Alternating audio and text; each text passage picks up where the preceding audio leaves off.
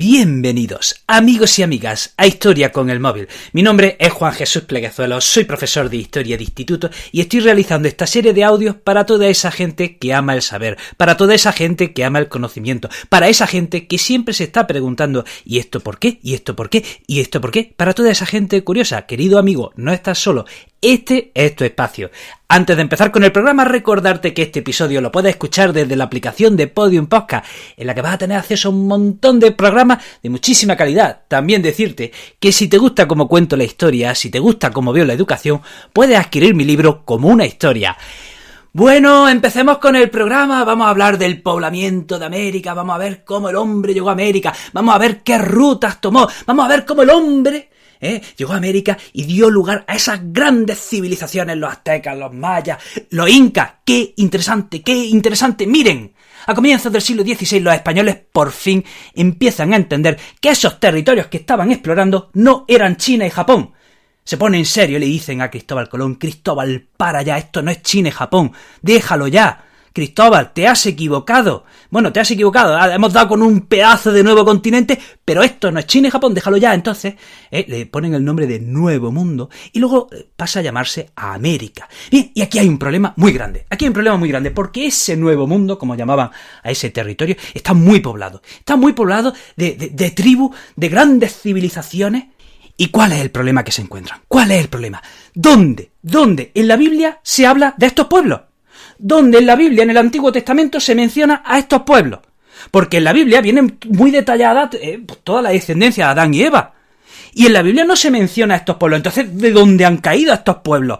¿Cómo han llegado hasta allí? ¿Cómo han surgido? O sea, si América está... Si el Nuevo Mundo estaba desconectado de Europa y de Asia, ¿vale? Y toda la población venimos de Adán y Eva, pues ¿cómo han llegado hasta América? Ya saben que Noé tenía 3 hijos, Sem, Cam y Jafet. Y según la Biblia, judíos y árabes son hijos de Sem, los africanos son hijos de Cam y los europeos son hijos de Jafet. Bien, pues en esa prole que se describe en la Biblia de estos hijos, no se menciona a estos pueblos que se están descubriendo en el Nuevo Mundo. No se menciona. Entonces, ¿qué pasa? Entre medias, desde el primer momento el Papa ha dicho que los pueblos con los que se están encontrando tienen alma. Bien, entonces empiezan a elaborar teorías un tanto sesudas, un tanto hoy día nos pueden parecer cómicas, para explicar por qué los pueblos...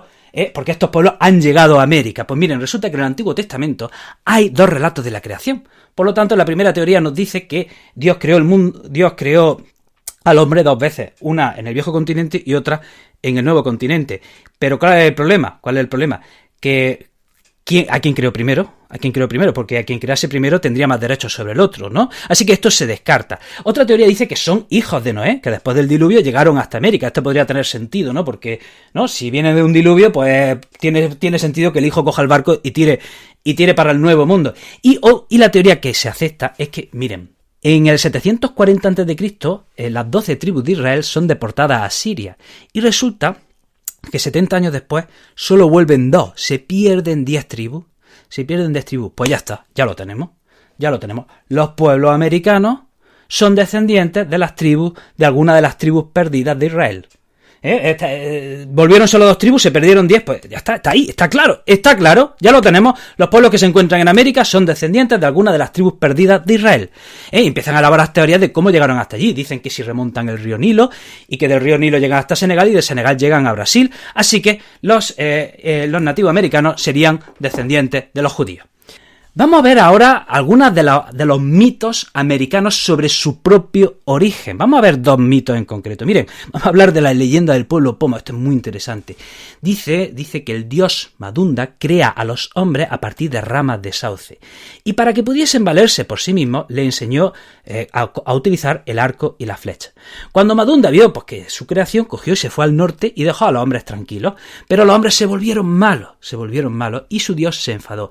Así que, y quédense con esto, les mandó una lluvia de hielo, heló el planeta, mandó que se helara toda su tierra.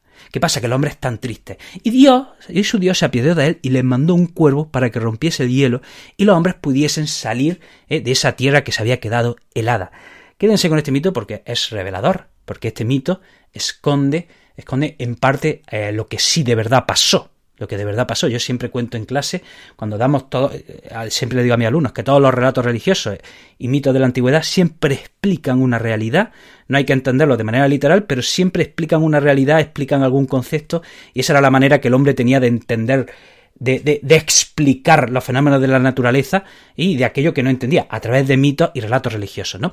Y otro relato también de América es el libro del Popol Vuh, de los mayas, que cuenta cómo Dios crea primero al hombre a partir del lodo, le sale mal, luego crea al hombre a partir de la madera, tampoco le gusta, y finalmente crea al hombre a partir de la masa de maíz. Y es interesante, los mayas llevaban un calendario muy, muy preciso. Según los mayas, la historia tenía 3.114 años. Para ellos, los mayas, la historia empezó hacía 3.114 años, en el momento en que los españoles llegaron. Y ahora, bueno, vamos a ver cómo llega el hombre a América, y hay que decir que el poblamiento de América, explicar el poblamiento de América, al final no deja de ser un nudo gordiano. Es complicado. Aparentemente fácil, pero cuando te pones a ver los datos, dices, Dios mío, aquí hay un nudo gordiano, y vamos a ver si algún día se deshace, porque esto está lleno de misterios, está lleno de interrogantes, y bueno, al final esto es lo que hace más fascinante la historia, ¿verdad? Yo cuando estoy enseñando en clase por la evolución del hombre, y siempre comento cómo el Homo sapiens sale de África en torno a hace unos 100.000 años, que empieza a poblar Asia, que empieza a poblar Europa, tal, y siempre hay un alumno que se me levanta la mano, pero ¿cómo llegó el hombre a América? Siempre hay alguno que espabilado, que intuye que algo raro pasa, que se lo tengo que explicar. Miren, para llegar a América hay 5 posibles rutas. Miren, vamos a ver la primera de las posibles rutas, el estrecho de Bering y la isla Aleutiana. El estrecho de Bering es el espacio que separa Asia y América por el norte. ¿De acuerdo? Asia y América por el norte se separan por tan solo 80 kilómetros y eso se llama el estrecho de Bering, y también hay una fila de islas llamadas la isla Aleutiana. Otra posible ruta, desde la Polinesia, que son islas que están en el Pacífico, se pudo también llegar a América. Otra posible ruta, desde Europa también se podía llegar a América. Otra ruta desde África, y la siguiente y la última de las rutas sería desde Australia, que se pudiese ir a la Antártida y desde ahí a Sudamérica. Esta última es la menos probable. Bien, y de estas 5 rutas, ¿cuál está comprobada que es cierta? De estas 5 rutas, ¿cuál sabemos a ciencia cierta que el hombre pasó por ahí y pobló el continente? El estrecho de Bering, ¿de acuerdo? El estrecho de Bering. Esto es indiscutible, que el hombre cruzase desde Asia a América por el estrecho de Bering, por el norte de Asia, y llegando a América por el norte, eso es indiscutible. Las otras posibles rutas están en cuestión. Las otras posibles rutas, hay indicios, hay sospechas, pero no tenemos pruebas concluyentes. Entonces, vamos a explicar el modelo más aceptado. Miren, ya saben que en la Tierra hay periodos de glaciación que duran 100.000 años, ¿de acuerdo? Y entre periodos de glaciación y periodos de glaciación hay periodos interglaciales. Y ahora mismo estamos en un periodo interglacial. La última glaciación terminó hará unos 10.000, 15.000, 20.000 años, ¿de acuerdo? Ahí terminó la última glaciación. La última glaciación se llama la glaciación de Würm. Empezó hace 110.000 años y terminó más o menos ahora unos 15.000, 10.000 años antes de Cristo, según la zona de la Tierra. Bien, ¿qué sucede? Que durante el periodo glacial, durante la glaciación de Würm, se congelan los mares. Por lo tanto, el nivel del mar baja 130 metros. Bajó 130 metros. Entonces, ¿qué pasa? Que el estrecho de Bering, que solo tiene 82 kilómetros, era perfectamente, se podía caminar de una punta a otra. ¿De acuerdo? Al bajar el nivel del mar, porque el mar se está congelando, se puede caminar el estrecho de Bering sin ningún problema. Entonces, ¿qué pasa? Imagínense. Hay tribus nómadas en el centro de Asia. Estamos en plena glaciación. ¿De acuerdo? Hay que alimentarse bien porque hace mucho frío. Estamos en plena glaciación. Entonces hay tribus en el centro de Asia. ¿Cuál es un manjar que si lo pillas te da para comer semanas? Pues si eres capaz de cazar un gran animal, como puede ser un mamut, o también un bisonte, ¿vale? Pues ahí tienes comida para mucho tiempo. Entonces, ¿qué pasa? Parece ser, probablemente, esas tribus asiáticas iban persiguiendo a los grandes animales. Y los grandes animales, ¿a dónde se iban? Se iban para arriba, se iban para el norte, huyendo de los hombres. Se iban para el norte, se iban refugiando en el norte. Claro, era muy frío, era más inhóspito para los hombres. Entonces los hombres iban persiguiendo a esos grandes animales y sin querer, sin darse cuenta, se están colando en un nuevo continente. Sin darse cuenta, van cruzando el estrecho de Bering persiguiendo a esos animales y catapum, empiezan a poblar una nueva parte de la Tierra. Pero miren, esto pasará unos 14.000, 13.000, 12.000 años antes de Cristo. Entonces, cuando el hombre llega a América por Alaska, ojo, atención, todavía no ha terminado la glaciación. Y pasaba que el Norteamérica, la parte de Canadá, tenía 2 grandes placas de hielo que cubrían pues todo el territorio.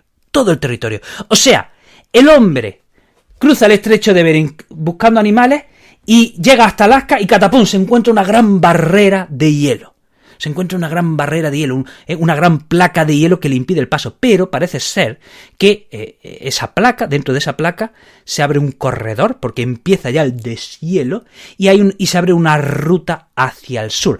Y por ahí, por esa ruta que se abre entre las placas, las tribus pueden bajar por, primero pueblan Norteamérica, luego Sudamérica, etcétera, etcétera.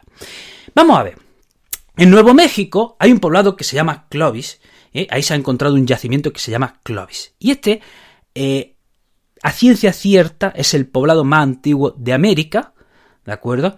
Y todo lo que se ha encontrado después siempre se ha comparado con este yacimiento arqueológico. Se considera, el modelo clásico considera que este yacimiento arqueológico es el más antiguo, que este pueblo que tiene el nombre del yacimiento arqueológico, el pueblo Clovis, es el pueblo más antiguo de América, el primero en llegar y el primero en colonizar al menos toda Norteamérica. Entonces, ¿qué pasa?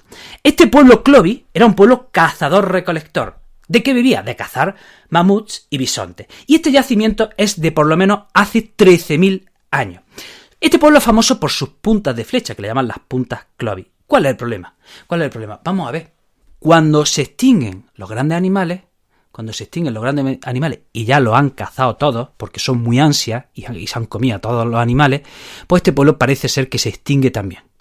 O sea, el pueblo Clovis vivía de cazar, mamut y bisontes, pero cuando ya estos grandes animales se han extinguido o casi extinguido, pues el pueblo Clovis se va detrás. Pero bueno, entonces, ¿qué pasa? Si el pueblo Clovis se extingue, entonces parece ser que vino otra oleada más, que a este pueblo le llamamos los amerindios. Y este pueblo sí es el que puebla toda América. Y este pueblo venía de Asia. De hecho, por eso los rasgos de los nativos americanos son similares, muy parecidos a los rasgos de los asiáticos. ¿De acuerdo? Por eso cuando los españoles llegan a América se encuentran a nativos que tienen rasgos faciales muy parecidos a los asiáticos, porque vienen de Asia. Y bueno, este es el modelo clásico de poblamiento. ¿Qué pasa? Que a partir de aquí ya viene el problema. Que a partir de aquí, todo parecía claro, bueno, pues no está tan claro. ¿Qué pasa? Que por toda América hay varios yacimientos que cuestionan este modelo. ¿Qué pasa? Que estos yacimientos no llegan a ser concluyentes, que las pruebas que se han encontrado, bueno, pues no son del todo, los científicos no terminan de aceptarlas del todo.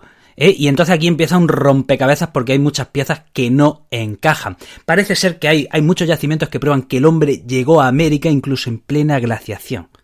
¿De acuerdo? Cuando esas placas de hielo de Canadá seguían ahí y supuestamente impedían el paso desde el estrecho de Bering. Pero hay pruebas, hay yacimientos que cuestionan el modelo clásico que hemos explicado y que son por lo menos algo anteriores al pueblo Clovis.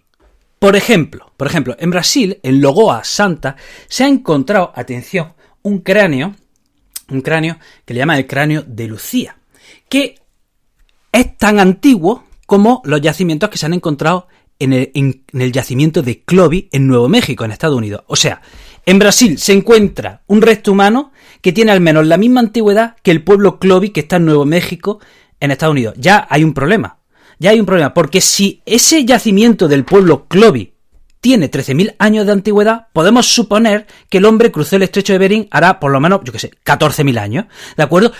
Y en esos 1.000 años pudo cruzar el estrecho de Bering y llegar por lo menos hasta Nuevo México. Bien, pero si nos encontramos en Brasil un resto humano que tiene la misma datación, prácticamente la misma antigüedad que ese yacimiento de Clovis en Nuevo México, ¿qué pasa? Entonces a lo mejor el ser humano llegó a América mucho antes.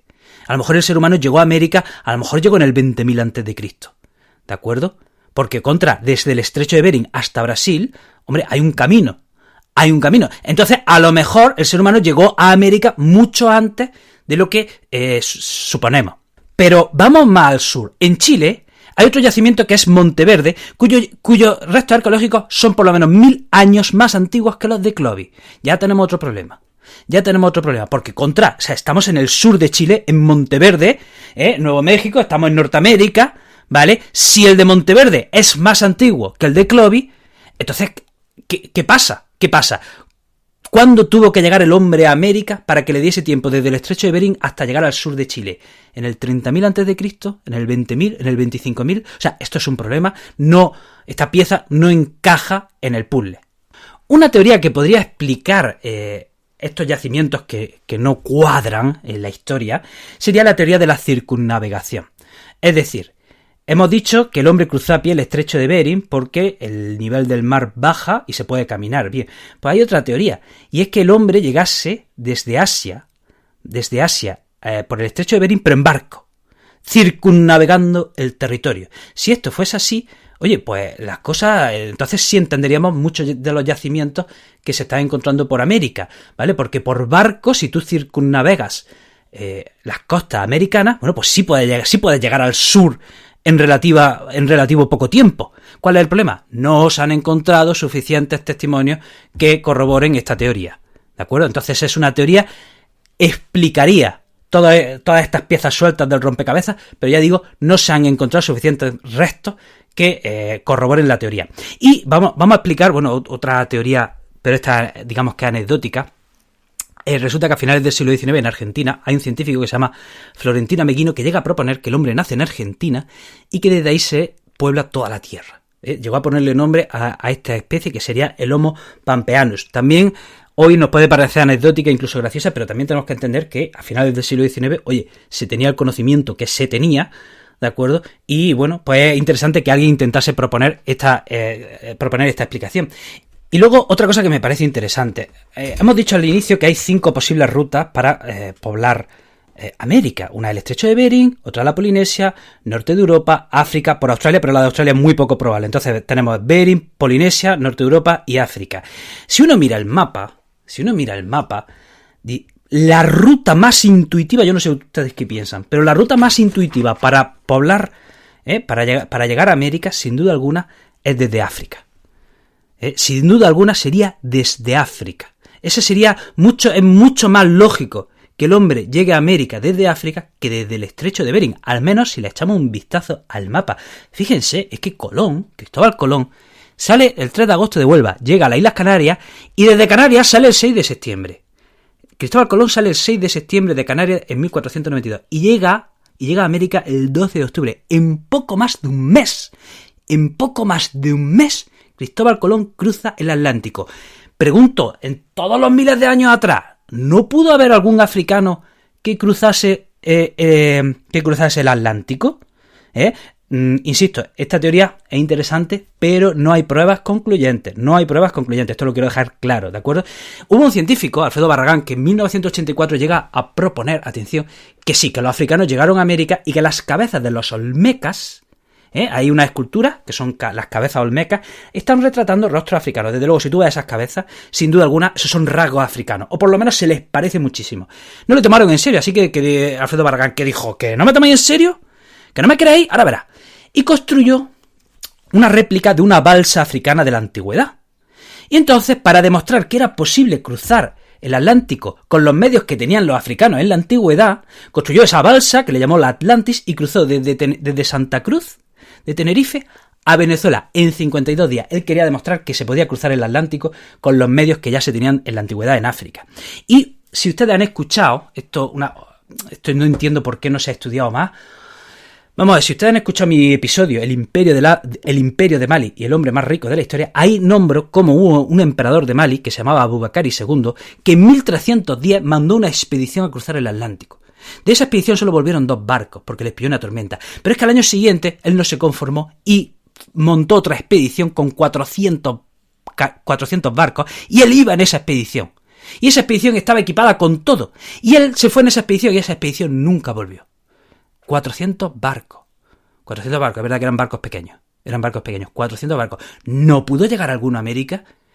Es muy probable, pero no tenemos pruebas que lo confirmen, ¿vale? No tenemos pruebas que lo confirmen.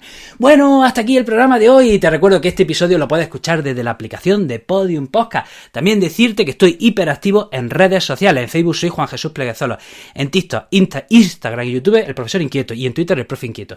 Querido amigo, querida amiga, te deseo lo mejor, te mando un fuerte abrazo y nos vemos en el próximo programa. Adiós.